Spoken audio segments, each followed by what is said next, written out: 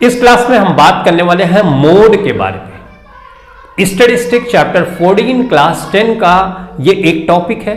हम समझेंगे कि मोड क्या होता है, मॉडल क्लास कैसे डिसाइड करनी होती है, मोड से रिलेटेड कौन सा फार्मूला हमको क्लास 10 में यूज करना है, मोड से रिलेटेड जो फार्मूला है उसमें जो सिंबल इस्तेमाल किए गए उनका क्या मीनिंग है, और क्वेश्चंस को सॉल्व करते हुए हम उनको कैसे यूज करेंगे।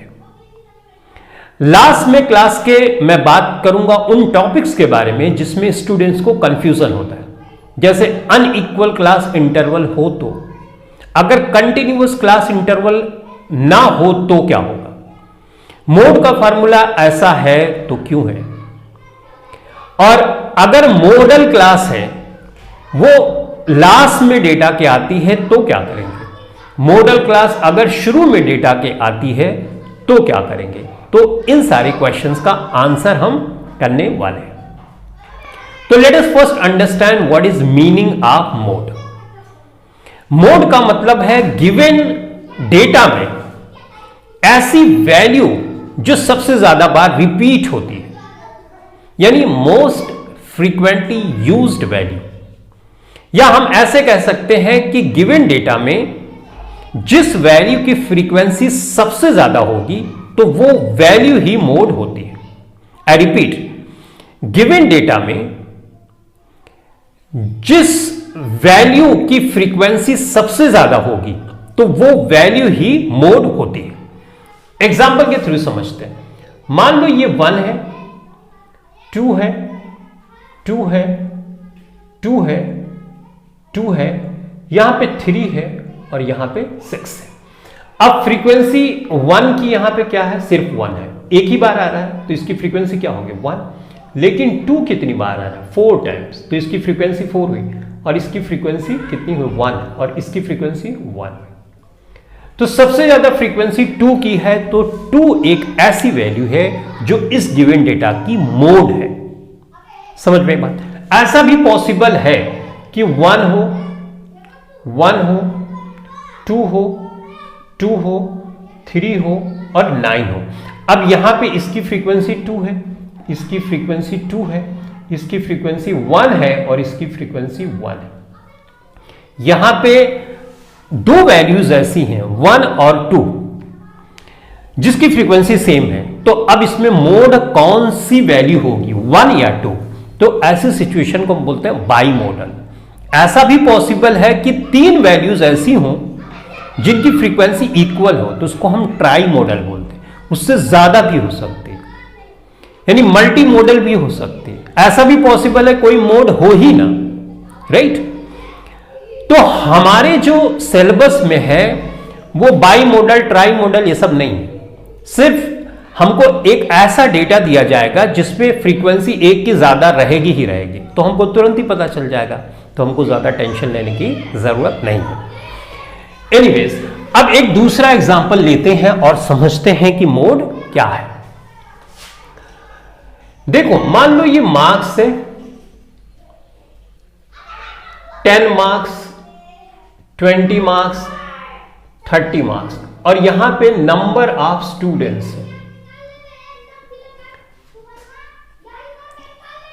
ठीक है, मान लो 10 मार्क्स पाने वाले 20 स्टूडेंट है, 20 मार्क्स पाने वाले 30 स्टूडेंट है, और 30 मार्क्स पाने वाले 50 स्टूडेंट्स। तो 10 मार्क्स पाने वाले 20 स्टूडेंट्स है, यानी 10 20 टाइम्स रिपीट होता है, तो 20 30 ये सब क्या है, ये हुई फ्रीक्वेंसी, करेक्ट। अब तुमको अगर मोड पता करना है तो सबसे पहले क्या देखोगे, फ्रीक्वेंसी देखोगे। जैसा मैंने बताया कि फ्रीक्वेंसी सबसे ज्यादा होगी जो वैल्यू ज्यादा बार रिपीट होगी। तो यहां पे 50 फ्रीक्वेंसी है, तो इसके सामने तुम देखोगे 30 है, तो 30 की फ्रीक्वेंसी सबसे ज्यादा, तो इस गिवन डेटा का मोड क्या हुआ 30 हुआ, और ये हो गया आंसर। ये तो रॉ डेटा दिया गया आपको है, या आपको अनग्रुप्ड डेटा दिया गया है जैसे ये, तो इस केस में मोड आप इस तरह से डिसाइड कर लेते हो। लेकिन अभी आप क्लास 10 में पहुंच गए हो, आप सीनियर हो गए हो, तो आपको डेटा थोड़ा सा मुश्किल दिया जाएगा। वो किस तरह से डेटा होगा, वो डेटा होगा ग्रुप्ड डेटा। जिसमें क्लास इंटरवल होगी और तुमको बताना होगा कि उस गिवन डेटा में मोड क्या है। चलो मैं यहां पे एक एग्जांपल लिख देता हूं, फिर समझते हैं। तो क्लास इंटरवल होगा, क्लास इंटरवल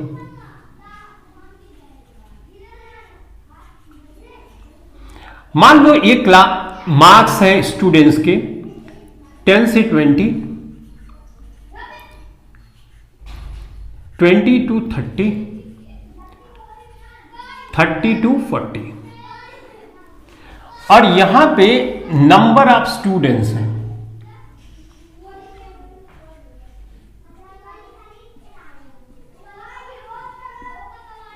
मान लो 10 से 20 मार्क्स पाने वाले 10 स्टूडेंट्स हैं, 20 से 30 मार्क्स पाने वाले 20 स्टूडेंट्स हैं और 30 से 40 मार्क्स पाने वाले 5 स्टूडेंट्स हैं। तो ये तो फ्रीक्वेंसी हुआ, क्योंकि मार्क्स का रिपीटेशन ये कर रहा है तो ये फ्रीक्वेंसी हुआ, राइट। अब मैंने जैसे तुमको बताया है कि फ्रीक्वेंसी को देखो और बता दो कि मोड क्या है। तो इसमें सबसे ज्यादा फ्रीक्वेंसी कहां पे है? 20। तो इसके सामने की जो वैल्यू आएगी वही हो जाएगी मोड। लेकिन ये तो रेंज में डेटा है, यानी 20 की 30, कंफ्यूजन।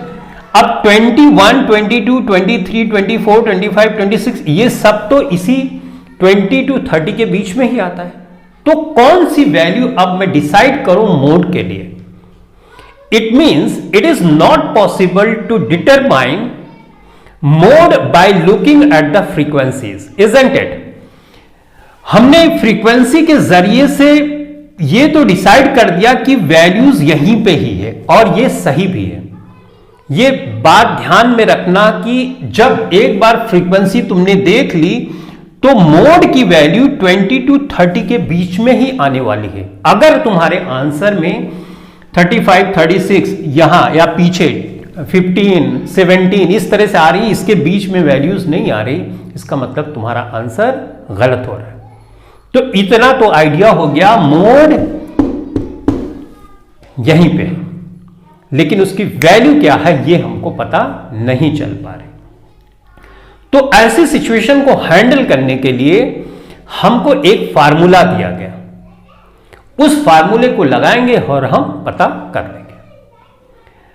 तो उसको पता करने के लिए सबसे पहले हमको डिसाइड करना होता है एक मॉडल क्लास। तो मॉडल क्लास हमने बगैर समझे ही अनइंटेंशनली ही ऑलरेडी डिसाइड कर दिया। जो ये फ्रीक्वेंसी है, फ्रीक्वेंसी के सामने की जो क्लास है यही क्लास ही मॉडल क्लास है। यानी हमने डिसाइड किया गिवन डेटा में मैक्सिमम फ्रीक्वेंसी क्या है, उसके सामने की क्लास देखा और उसी क्लास को हम बोल देंगे कि मॉडल क्लास है। तो मॉडल क्लास तो हमको पता चल गया, ये हो गया मॉडल क्लास। तो ग्रुप डेटा में सबसे पहले तुमको डिसाइड करना होगा कि मॉडल क्लास क्या है। ये है लोअर लिमिट मॉडल क्लास की, ये अपर लिमिट है और ये फ्रीक्वेंसी दी गई है। अब यहां पे ध्यान दो, ये फ्रीक्वेंसी मैं F0 मानूंगा, इसको F1 मानूंगा, इसको F2 मानूंगा। यानी F0 0 के बाद 1 आता है, 1 के बाद 2 आता है। ये याद करने का एक तरीका तुमको बता रहा हूं। F0 फिर F1, तो ये मॉडल क्लास की फ्रीक्वेंसी है, ये प्रीसीडिंग है यानी मॉडल क्लास की पहले की फ्रीक्वेंसी, और ये सक्सीडिंग है यानी मॉडल क्लास के बाद की फ्रीक्वेंसी। अब फार्मूले को ध्यान से देखो, मोड का फार्मूला होता है L मतलब लोअर लिमिट, लेकिन किसकी लोअर लिमिट? जो मॉडल क्लास है उसकी लोअर लिमिट, ये वाली लिमिट, ठीक। तो यहां पे मैं 20 लिख दूं, चलो लिखते चलता हूं साथ साथ। उसके बाद है हमको लिखना होगा F1 क्या है? मॉडल क्लास की फ्रीक्वेंसी, और ये ज्यादा होती है तो ज्यादा से कम घटा सकते हो ना, तो F1 माइनस F0, ऐसे याद करने का एक तरीका है। तो F1 माइनस F0 लिख दिया, उसके बाद फिर से F1 माइनस F0 लिख दिया। अब इतना तो याद हो ही गया होगा। यहां पे 2 लगा दो और यहां पे F2 लगा दो, F2 मतलब ये वाली। ठीक है। उसके बाद इसको ब्रैकेट में ऐसे क्लोज करके h लगा दो। तो h क्या है? h मतलब क्लास विथ है। हम ये मान के चलते हैं जितनी क्लास विथ है सब इक्वल साइज की है। तो यहां पे 20 to 30 है, तो क्लास विथ है 10। तो चलो वैल्यूज अब पुट करते हैं। F1 का मतलब 20, तो हमने यहां पे लिखा 20। F0 का मतलब 10, तो यहां पे लिखा 10। 2F F1 का मतलब 20, तो 20 लिखा। F0 का मतलब 10, तो यहां पे 10 लिखा। F2 का मतलब 5, तो यहां पे हमने 5 लिखा। और इसके बाद यहां पे 30 - 20 = 10 हमने लिख दिया। अब हमको ये सिंप्लीफाई करना है। 20 किया, 20 - 10 करोगे तो यहां पे आएगा 10, ये 40 है। 20 2 = 40 ना, 40 में से 10 माइनस करोगे, 10 माइनस करोगे 30, 30 में से 5 माइनस करोगे तो कितना आएगा? 25 और इंटू 10 है। इसको फर्दर सिंप्लीफाई करोगे तो 20 + 100 डिवाइडेड बाई 25, करेक्ट। इसको सिंप्लीफाई करोगे तो ये 4 हो जाएगा। आंसर तुम्हारा आ गया 24, यानी 24 मार्क्स मॉडल वैल्यू है इस गिवन डेटा के। अब देखो, जैसा मैंने तुमको शुरू में बताया था अभी थोड़ी देर पहले कि वैल्यू हमेशा इसी के बीच में आनी चाहिए, और वैल्यू देखो 20 और 30 के बीच में ही वैल्यू 24 आई। ये सारे क्वेश्चंस के लिए सही बात है कि मॉडल क्लास अगर तुमने करेक्ट डिसाइड किया है तो वैल्यूज उसी के बीच में आएंगे। अब एक और इंपॉर्टेंट चीज ध्यान से सुनो, यहां पे इसके पहले 10 फ्रीक्वेंसी है, इधर 5 फ्रीक्वेंसी है, तो वैल्यूज देखो हमारी किधर झुक गई है? इसके साइड में। यानी अगर इसका करोगे मिड वैल्यू तुम निकालो 25 आएगा, राइट। 25 के उस साइड वैल्यू गई 24, क्योंकि इस फ्रीक्वेंसी का असर है इसके ऊपर, जिसकी वजह से वैल्यू उधर शिफ्ट हो गई।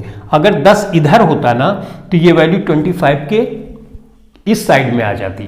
तो इन फ्रीक्वेंसीज का इस पे असर होता है, इसलिए इस फ्रीक्वेंसी और इस फ्रीक्वेंसी को भी इंक्लूड किया जाता है। समझ में आया? बस मोड निकालने का यही मेथड है।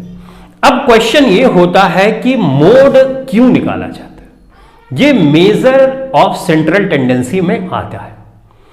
देखो, मीन निकालना भी हम जानते हैं, मीडियन भी निकालते हैं, ये भी मेजर ऑफ सेंट्रल टेंडेंसी। तो मोड की क्या इंपॉर्टेंस है?